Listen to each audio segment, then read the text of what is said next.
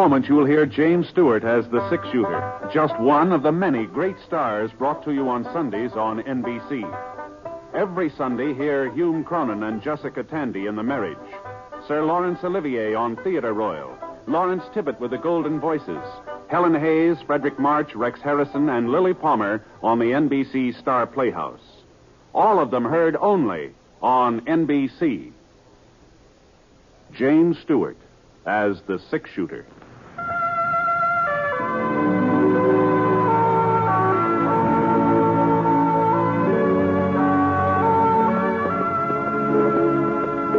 The man in the saddle is angular and long-legged.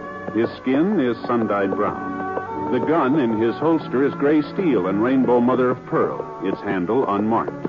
People call them both the six-shooter. Coleman, America's leader in modern automatic home heating equipment, and the National Broadcasting Company present James Stewart as the six-shooter, a transcribed series of dramas based on the life of Britt Ponset, the Texas plainsman who wandered through the Western Territories, leaving behind a trail of still-remembered legends. Now, in just a moment, immediately following this important announcement, you'll hear Act One of The Six-Shooter.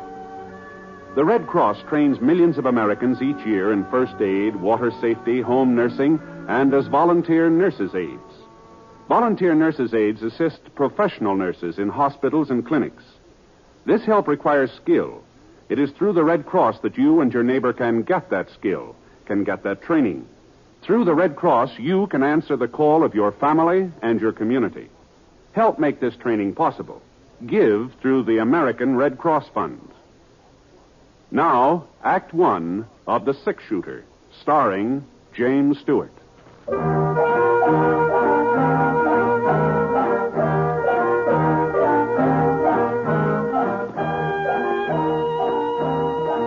The trail to Virtue City was over the crest of Bear Neck Mountain and then down the northern slope. That's why you couldn't see the town until you were almost there, that in the clouds. There always seemed to be a stack of thick marshmallow clouds along the side of Bear Neck, and by the time you got through them, the town was right in front of you. Anyway, it was about 2 o'clock in the afternoon when I hit the city limits, and at least what had been the city limits 10, 15 years ago. Of course, nowadays, houses on the outskirts weren't much more than just loose timber and broken windows. When I reached the main street, things looked more normal. Not like a real town, of course, but, well, the mercantile was open, and the bank, and the post office. 10 or 12 stores, maybe, all still doing business. I spotted what I was looking for. Oh, boy. Oh. The sign on the Opera House said Rocky Mountain Western Railroad, Virtue City office. Well, I guess they might as well use the Opera House for something. Jenny Lind sure won't be singing there anymore. Not like she did for the grand opening.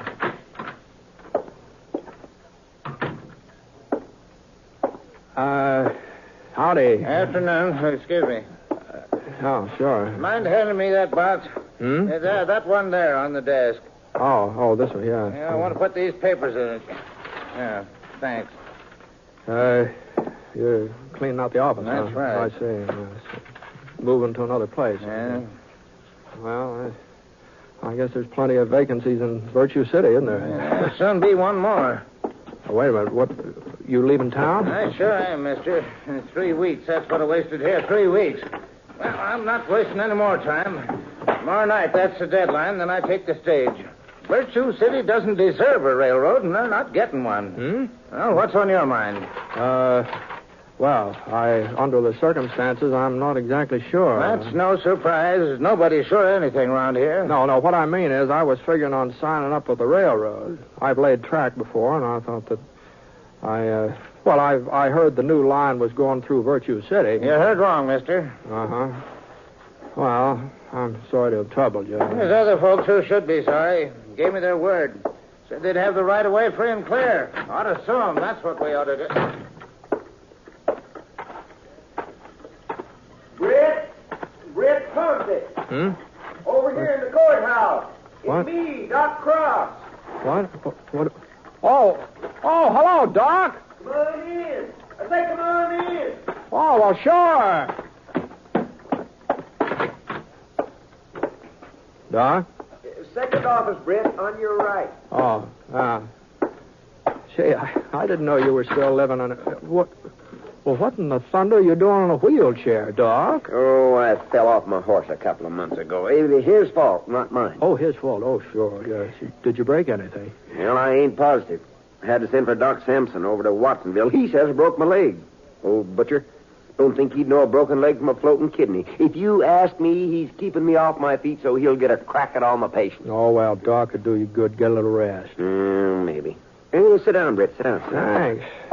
Well, I was kind of surprised to see the courthouse still open. I thought they'd moved county seat over to Fort Gray. Politicians. Yeah, those people in Fort Gray bribed the legislature. That's what they did. But we'll get the county seat back again. Just you wait and see. Meantime, we're using the courthouse for a city hall. I guess we got just about the fanciest city hall west of Denver. Yeah, I wouldn't be surprised. I'm the mayor now, Britt. Oh, yes, wow. Sir. Good for you. What about you? What brought you to Virtue City after all this time? I hope you ain't just passing through. No, I'm afraid so, Doc. I was aiming to sign up at the railroad, but since they ain't coming this way... Not coming this way, but who told you that? Well, that fellow over at the Opera House. Oh, that's Nelson. Thad Nelson. Don't pay no attention to him. Well, he works for the railroad, doesn't he? Well, yes, he does. But he ain't never wanted the line to go through Virtue City anyhow. He'd rather it went by way of Watsonville. If you ask me, Watsonville is paying him off. Oh? That's the reason he's been looking for an excuse to get out of our contract. He figures this trouble with Annie will let him off the hook. Annie? The Silver Annie. You remember her, Britt. Annie Huxley. Annie Huxley. Oh, sure. Well, I thought she'd moved away. No such luck. She's still sitting on the old Huxley mine like a hen hatching eggs. Only thing is, there ain't no eggs in that mine, not anymore. Well, what's she got to do with the railroad, though? Well, Britt, the route's been surveyed to go through her property. Town agreed to secure all the right-of-ways the railroad would need. We're willing to pay for them and a good price. But Annie's not satisfied with what you're offering. We don't know. She won't talk to us. Won't even let anybody near her shack. Oh. She just sits there day and night, right by the window with her shotgun poking out. Anybody comes on her land, she lets go. Oh. Got some fool notion there's still silver in that mine, and folks are trying to get it away from her. Well, I'm crazy. That's what she is, if you ask me. Oh, I wouldn't say that, Doc. Maybe Annie's living the past a little bit. She's got quite a past to live in, too, you know. Gee whiz, I remember about her wedding to Sin Huxley. About how he put down a street of silver dollars all around the church. You remember that? Yes, well, that's beside the point. I sent for Clyde Huxley. Clyde? Yeah, he's a relative of Sin's, a distant cousin or something like that, but a relative. We had to pay his fare all the way out from Chicago. Mm-hmm. He's seen Annie yet? That's where he is right now, and he'll straighten her out. You see, he's a lawyer, and he's not the kind to put up with any nonsense. So, well, Mr. Huxley, I didn't see you ride up, and I've been watching the street. I didn't ride. I walked. Oh, now, don't tell me that horse of mine threw you, too. The I'm horse just didn't gonna throw me. Where will I find the chief of police? What? I'm charging that woman with attempted murder. Oh, you don't mean Annie. I certainly do mean Annie. She ought to be locked up. And if I've anything to do with it, she will be. Oh, then she wouldn't sign over the right-of-way, huh? Not even for you, her own kin. I didn't get a chance to discuss it. She shot at me, point blank. Don't look like she hit you. It is a miracle she didn't. Well, I guess she just didn't know who you were, Mr. Huxley. She didn't recognize you. I told her who I was. Right after that, she fired. Yeah, some folks just don't cotton to relatives, seems like. Well, she tried to kill me. Oh, no, she was just defending her property, Mr. Huxley. If she'd wanted to kill you, you wouldn't be walking around now. Annie knows how to handle a gun. Well, now, we got to do something, Britt. If we don't have that right away by tomorrow, Nelson, he's the railroad man, Nelson will leave town. The railroad will go through Watsonville, and that'll just about wash up Virtue City once and for all. Well, now, there must be some way of explaining things to Annie, Doc. I throw her in jail. That's just apt to make her more cussed than ever, you know. But, say, maybe there is another way. Sure. Somebody she trusted, somebody who didn't have no axe to grind. She'd listen to him. Now, Doc. You got those papers all ready for her to sign, Mr. Huxley? I have. Doc. Well, then give them to Britt. Doc, now, this ain't my affair, Doc. Now, I don't want to get mixed up with this. Oh, I know you, Britt. No, you but wouldn't let us down, not at a No, listen, time like Doc, this. Go on, Huxley, give him the papers. Now, wait a minute. We'll Doc. never forget what you're doing, Britt. The whole I know, town will Doc. be in your debt. Just get her to sign them. The places are marked with an X. Doc.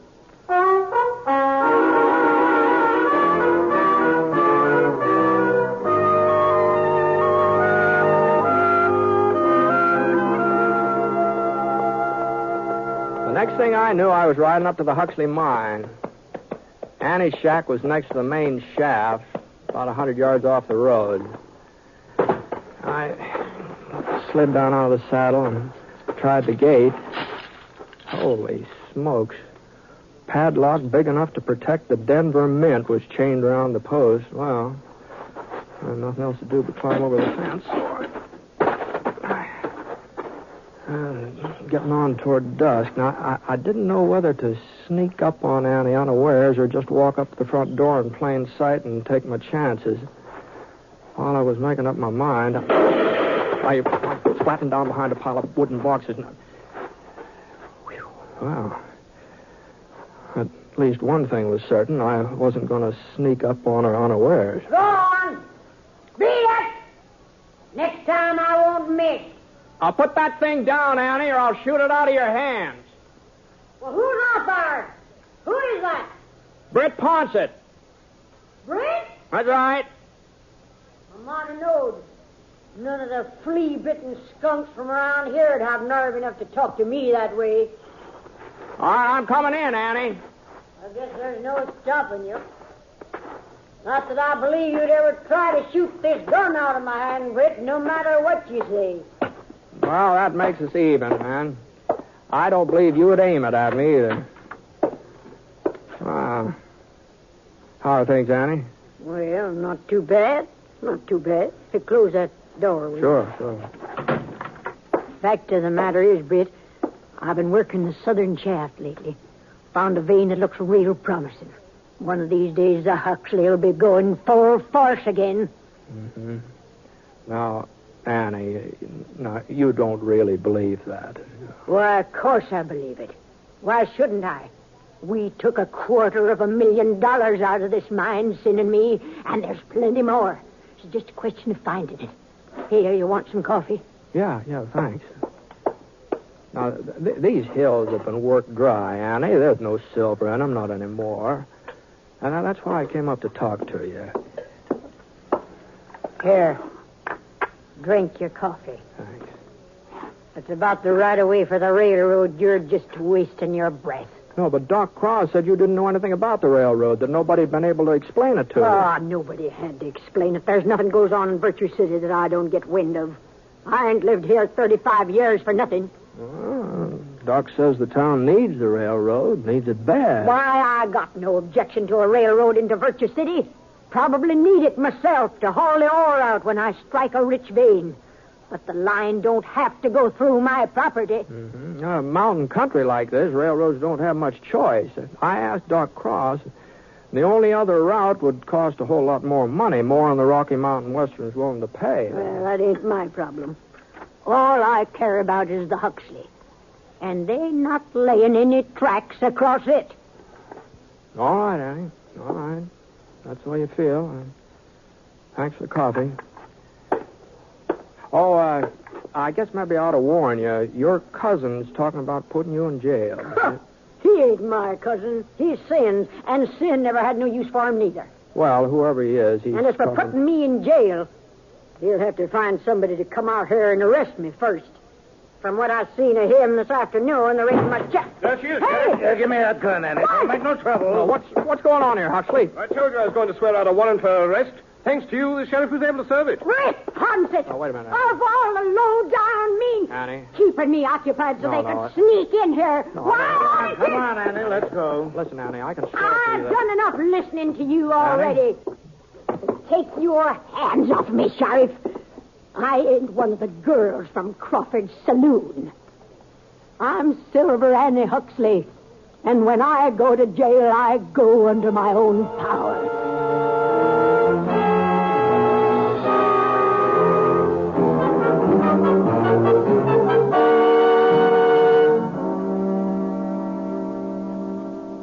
We'll return to James Stewart as the six-shooter in a moment.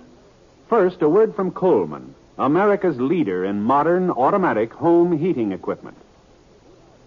When winter comes, does your house shrink like this? Well, I guess it's time to close off the 2 back rooms. There's just no way to heat them. Don't deprive yourself of valuable living space. Get a Coleman floor furnace or wall heater. and enjoy new warmth and comfort in the hardest-to-heat rooms. A Coleman floor furnace or wall heater takes up a minimum of space, yet it gives you constant circulation of fresh, warm air, just as a big basement furnace does. You'll be snug and comfortable all winter long. And if you're interested in economy as well as comfort, listen to this. Coleman floor furnaces and wall heaters are low in price, low in operating cost, because Coleman gives you maximum heat from the fuel you use, either gas or LP gas. See your Coleman dealer tomorrow. You'll find his name and address in your telephone directory. Remember, comfort costs so little with a Coleman.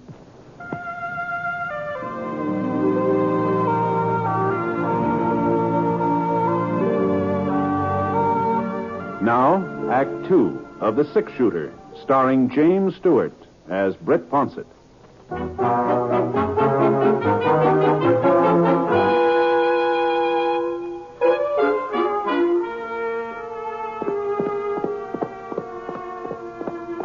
Well, they put Annie in a buckboard and started out for town. I rode alongside for half a mile or so and tried to tell her I wasn't part of getting her arrested, but she wasn't listening. So I gave Scarry's head. It was about 9 o'clock when I got back to Virtue City. The place looked even stranger by night than by day. Just a light here and there where folks were living. And then whole blocks of darkness in between. Sort of like the candles on a cake when part of them had been blown out. I stopped off at the Mansion Hotel long enough to get me a room, then I headed over to Doc Cross's house. He was sitting in the living room eating a box of hard candy when I got there. Come on in, Britt. Come on in. How'd you make out? Get her to sign on the dotted line? No. Sorry to hear that. Oh, my gosh. I ought to know better than to eat this stuff with my teeth. Sure is good, though. Have a piece? No, thanks. Well, now, you mustn't feel too bad, Britt. I was afraid you wouldn't have much luck with her. So was Mr. Huxley. He went ahead and got that warrant drawn up. Yeah, I know. Uh-huh. Yeah. I was there when the sheriff arrested her. She thinks I was in cahoots with him and Huxley. Oh, well, now that's a shame. But don't you worry. I'll see she finds out the truth. No, I guess it served me right for getting mixed up in her affairs. Now, you wasn't mixing, Britt. You was just doing us a favor, and we're all much obliged. Mm-hmm. You know, sending for Clyde Huxley was just about the smartest stunt I ever pulled. Maybe so, but you haven't got the right of way yet. We'll get it, Britt. We'll get it. Mm-hmm. Well, I don't think jailing is the answer. Besides, you'll have to turn her loose anyway. Huxley can't make that charge of attempted murder stake. No, he's not charging her with anything, Britt. What? It's just a question of whether she's got all her faculties or not. That's what the hearing will be about. You mean he's claiming she's crazy? Well, you said yourself she was peculiar. I said she lived in the past, that's all. Everybody's got something to remember, does that, more or less? Well, in her case, it's more, not less. Of course, it's up to Judge Drayton to decide. Well, hasn't there got to be medical testimony and a sanity hearing? Yep. Huxley subpoenaed me this evening. Oh, doggone it, Doc. Now, this just isn't right. Huxley's her only relative. He looked up our state law. It says the nearest relative can demand a sanity hearing if there's sufficient cause. You take that mine away from her, you'll break her heart. Now, wait a minute, Britt. You said yourself this wasn't none of your business, that you were sorry you mixed into it. Sure, but it just looks like I got mixed up in it. All right, good night, Doc. I'll see you later. Now,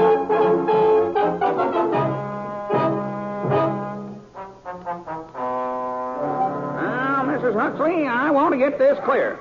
You admit firing a shotgun at various people who've approached your place of residence at various times. I've shot at people trying to get into the Huxley mine, if that's what you mean. That's right. Now, how often has this occurred? As often as they tried it. Yeah, now, order. Now, you come to order. It's a very serious matter. Now, let's see, oh, yes. Surely you must admit this behavior of yours isn't exactly normal? It's normal for me. Now, order. What I mean is the average person doesn't use firearms on harmless visitors. The average person don't own the Huxley mine. I do. Yeah. Your Honor. Go ahead, Mr. Huxley. This is the crux of my poor cousin's delusion. This feeling of hers that the Huxley mine is of some great value, that it still contains silver, when we all know that it's worthless. And just how do you know that? You proved it to us. For 10 years you've lived there and searched the shafts every day. Have you found silver? Even a trace of it? No. I ain't. You see, Your Honor.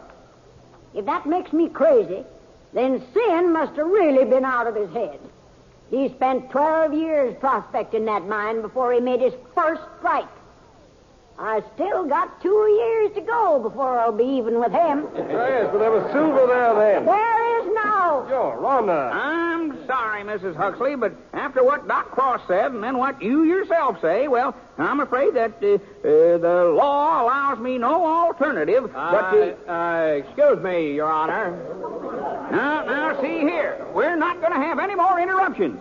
Who is that man, Doc? Britt Ponset. Ponset, the six-shooter? Yes, and now don't you let him talk to you. Well, if there's something you wish to say, Mr. Ponset, this here court will be happy to hear you. Oh, thanks, Judge. I've been listening to this hearing, and like Mr. Huxley says, it all seems to hinge on whether or not there's any silver in the Huxley mine. What I mean is, if there was silver, then Annie's actions wouldn't seem so strange, would they? Well, no, I suppose not.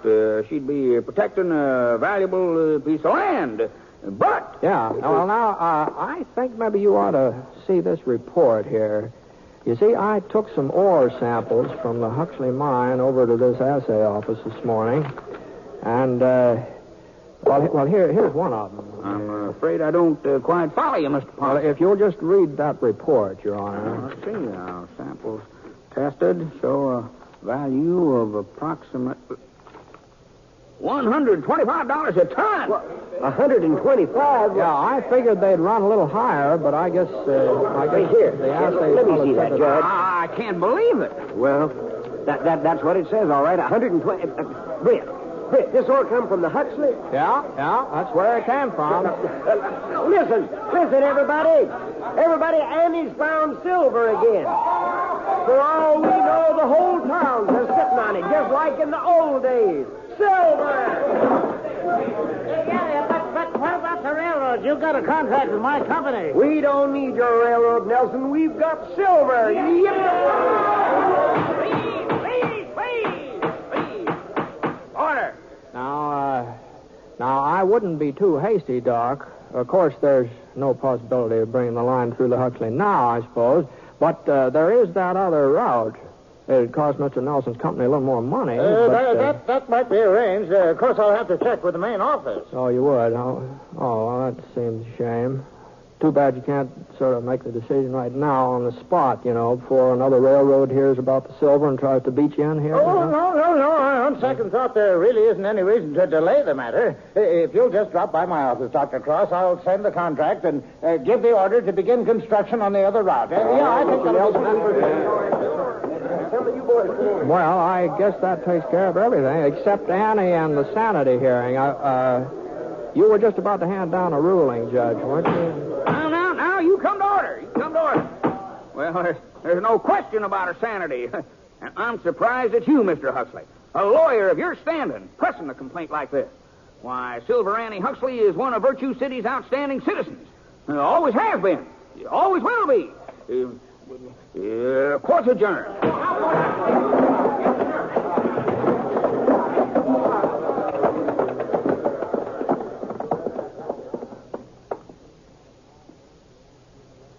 Well, inside of 5 minutes, the only people left in that courtroom were me and Annie.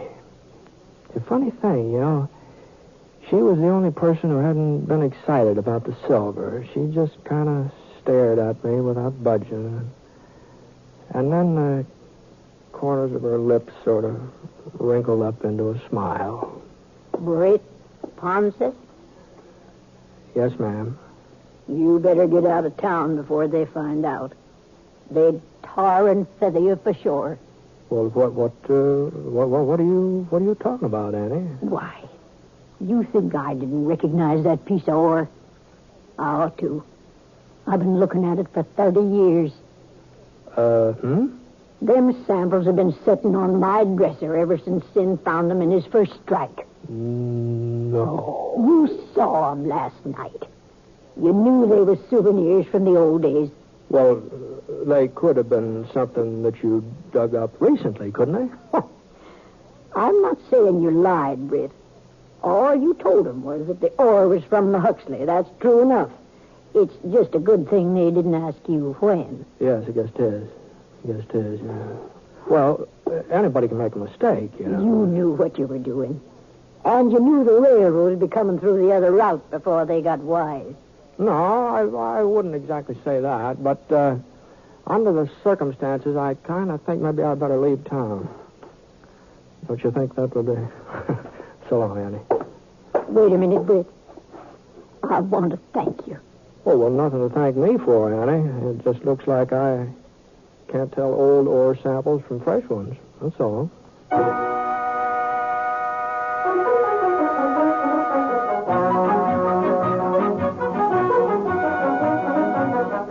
It was a month or two later before I heard about Virtue City again. Bumped into a fellow in Idaho Springs who was heading up that way. Said there'd been a big silver strike near the town. I tried to talk him out of going over there. I told him it's probably just a false alarm, but he wouldn't listen. He said there'd been a false strike 3 or 4 weeks ago, and everybody went out prospecting. And the first thing you knew, somebody found silver. The real thing. Fellow had a newspaper from Virtue City to prove it. Editorial on the front page was by Doc Cross about moving the county seat back to where it belonged. Things sure have a funny way of working out, don't they?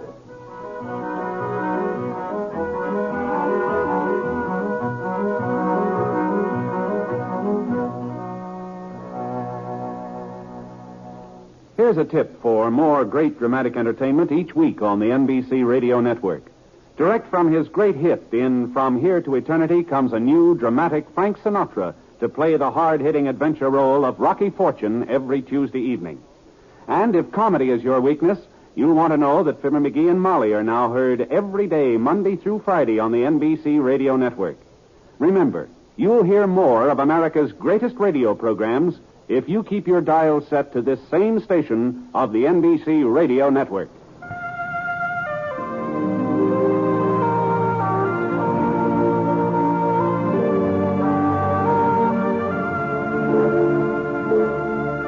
Coleman, America's leader in modern automatic home heating equipment, and the National Broadcasting Company have presented James Stewart as the six-shooter. Mr. Stewart may currently be seen in the Universal International picture Thunder Bay. Others in the cast were Jeanette Nolan, Dan O'Herlihy, Herb Vigran, Robert Griffin, and Parley Bear. The Six-Shooter is an NBC Radio Network production in association with Review Productions and is based on a character created by Frank Burt, and the transcribed story is written by him. Special music was by Basil Adlam, and the entire production is under the direction of Jack Johnstone. All characters and incidents were fictitious, and any resemblance to actual characters or incidents is purely coincidental. Hal Gibney speaking.